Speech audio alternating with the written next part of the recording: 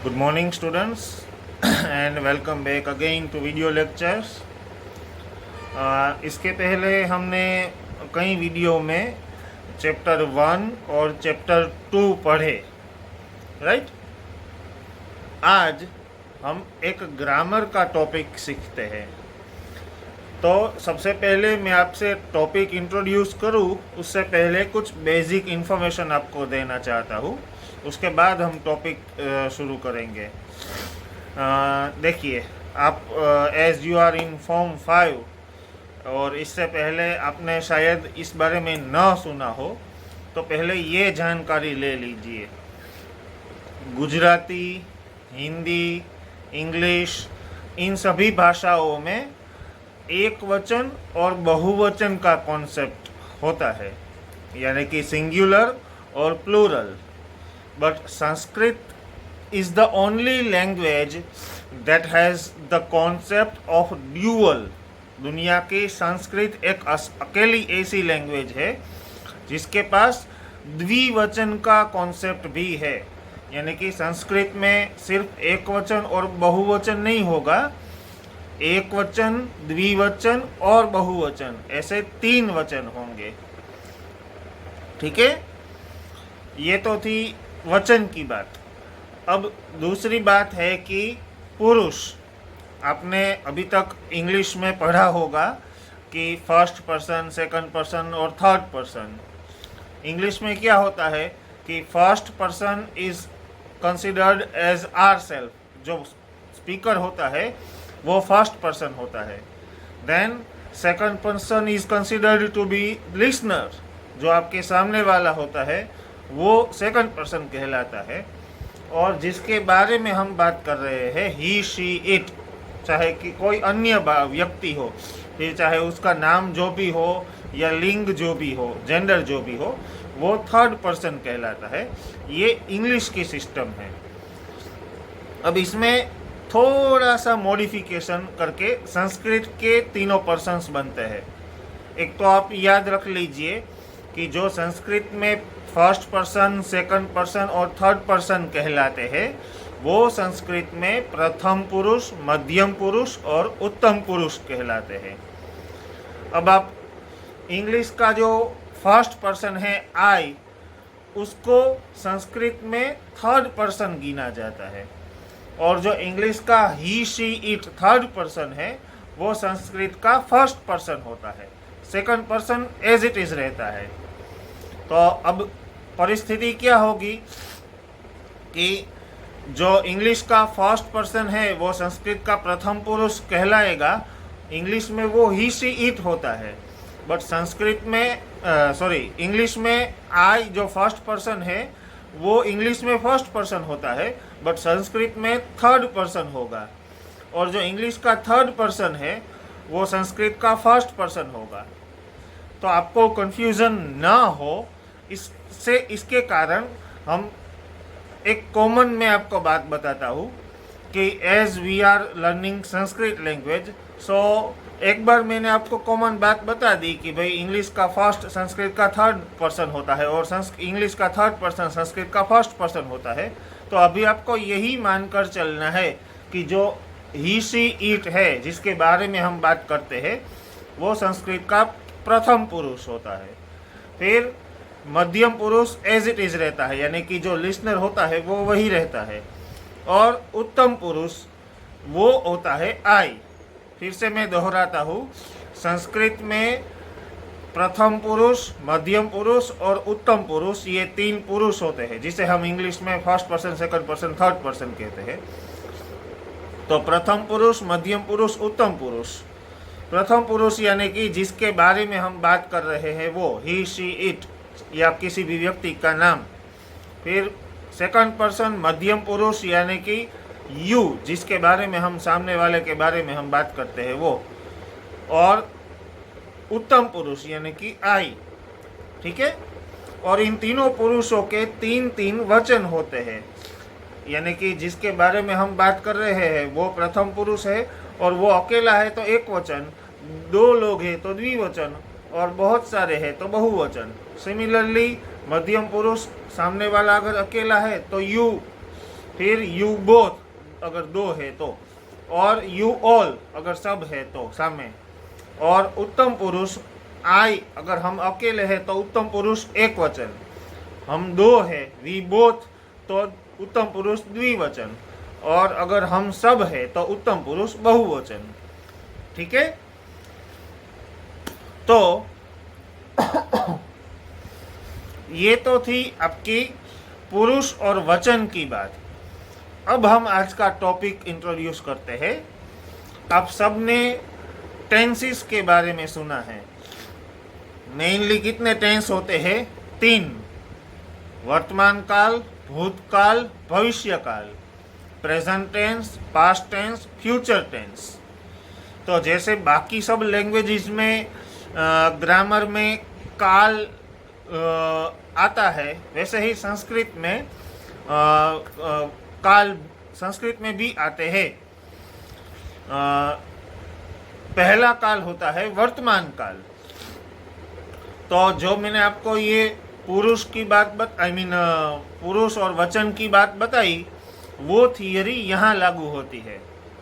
हमें वर्तमान काल का टेबल सीखना है। टेबल में इसलिए बोल रहा हूँ क्योंकि ये 3 पुरुष है और 3 वचन है, उसको एक बॉक्स में करेंगे तो वो टेबल कहलाएगा। वर्तमान काल, उसके 3 पुरुष और 3 वचन। ठीक है, मैं आपको दिखाता हूँ। और जो टॉपिक का नाम है वो है धातु रूपाणी। अब आपको ये प्रश्न होगा कि ये धातु रूपाणी क्या है? बहुत ही आसान है, जिसे हम इंग्लिश में वर्ब कहते हैं। VERB, वर्ब यानी कि क्रियापद। तो जो वर्ब होता है वो कहलाता है धातु, यानी कि टू रीड, तो वो है वर्ब। और रीड में ING लगा देंगे तो रीडिंग हुआ। तो ओनली टू रीड है वो वर्ब है, और रीडिंग है वो वर्ब फॉर्म है। वैसे ही टू रीड को संस्कृत में कहते हैं पठ, तो वो धातु कहलाएगा। और पठ में ती लगा दे, जैसे पठती बन जाएगा, तो वो पठती है वो क्रियापद यानी कि धातु रूप कहलाएगा। ठीक है, तो ज़्यादा समय न लेते हुए चलिए डायरेक्टली शुरू करते हैं। मैं आपको दिखाता हूँ। आप यहाँ देख सकते हैं ऊपर टाइटल में मैंने क्या लिखा है। देखिए, वर्तमान काल, और यहाँ कोने में टॉपिक का नाम लिखा है धातु रूपाणी। अब आप पर्सन्स भी देख सकते हैं, प्रथम पुरुष, मध्यम पुरुष और उत्तम पुरुष, और हर एक के एक वचन, द्विवचन और बहुवचन। ठीक है, तो प्रथम पुरुष एक वचन होता है ती। तो मैंने यहाँ पर देखिए एक वर्ब भी दिया है पठ। तो पठ में ती लगा देने से क्या होगा? पठती। ठीक है, फिर पठ का द्विवचन, प्रथम पुरुष द्विवचन पठतः। ठीक है, और पठ में प्रथम पुरुष का बहुवचन अंति लगा देने से पठन्ति होगा। पठती, पठतः, पठन्ति। फिर मध्यम पुरुष पठसी, मध्यम पुरुष एक वचन पठसी। फिर मध्यम पुरुष द्विवचन पठथः, और मध्यम पुरुष बहुवचन पठथ। फिर उत्तम पुरुष एक वचन पठामि, उत्तम पुरुष द्विवचन पठावह। ये देखो यहाँ पर आपको आ की मात्रा दिख रही है, तो वो आ की मात्रा उत्तम पुरुष में ही आती है।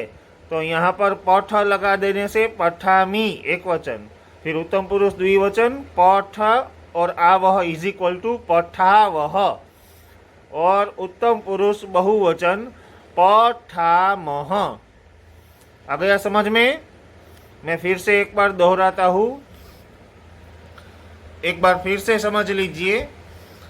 पठ हमारा मूल धातु है, रूट वर्ब है, उसमें ये सब जो मैंने आपको दिखाए ती तह अंति, वो सब प्रत्यय है, सफिक्स है। जो पठ धातु है उसमें ये सब सफिक्स लगा देने से आपका वर्तमान काल का टेबल बनेगा, यानी कि प्रेजेंट टेंस का टेबल बनेगा। तो पठति, पठतः, पठन्ति, पठसि, पठथः, पठथ, पठामि, पठावः, पठामः। आ गया समझ में? हर एक कोई भी मैं आपको कोई भी वर्ब दूंगा, वर्ब्स तो बहुत सारे हैं। पठ माने टू रीड, वो तो एक सिंगल वर्ब हुआ।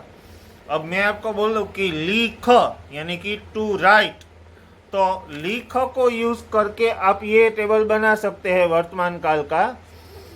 प्रथम पुरुष क्या बनेगा? लिखति, लिखतः, लिखन्ति।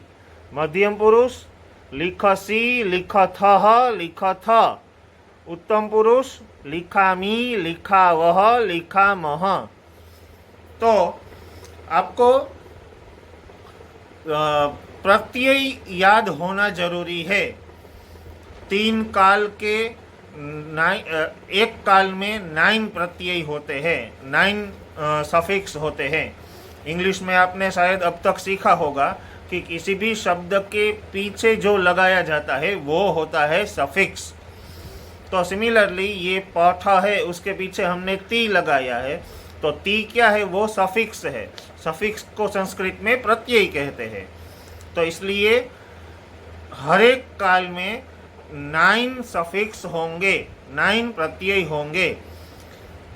तो ये प्रत्यय एक बार आ जाए तो फिर किसी भी धातु का आप धातु रूप बना सकते हैं। धातु यानी जो मैंने आपको बोला वर्ब, और जो वर्बल फॉर्म बनेगा पठ और ती लगा देने से पठती बनता है, तो वो धातु रूपाणी होता है। समझ में आ गया? तो इस प्रकार हमने आज धातु रूप का फॉर्मेशन सीखा। इसका मीनिंग हम अगले वीडियो में सीखेंगे। एक बार आप फॉर्म करना सीख जाओ, फिर उसके बाद उसका मीनिंग सीखा जाता है। अगर आप फॉर्मेशन ही नहीं सीखेंगे तो मीनिंग आना दिक्कत होगी।